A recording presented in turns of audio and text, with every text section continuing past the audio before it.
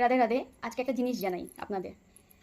চাবি রিং তো সবাই ব্যবহার করেন কম বেশি, আমার দাদারা, আমার ভাইয়েরা, আমার বাবারা, বিশেষ করে ছেলেরা আর কি, ছেলেদের কথাই বলছি। মায়েরা তো খুব কমই ব্যবহার করেন চাবি রিংগুলো, কিন্তু আমার বাবা ভাইরা বেশি ব্যবহার করে। তো এই যে চাবি রিং, হ্যাঁ, এই চাবি রিংয়ে তো গদা আছে। অনেকে যেই ভগবানকে ভালোবাসে সেই ভগবানের চাবি রিং ব্যবহার করে, ঠিক আছে, খুব ভালো কথা। ভগবানের সবসময় সঙ্গে থাকা আমাদের উচিত, হ্যাঁ। কিন্তু জিনিসটা ব্যবহার করছি, কিন্তু জিনিসটা কোনো আমি সম্মান করতে পারছি না, সেই জিনিসটা আপনার অপরাধ হয়ে যাচ্ছে। কারণ আমরা অনেকেই কিন্তু আমিষ সেবা মানে নেয় আর কি, আমিষ খায়।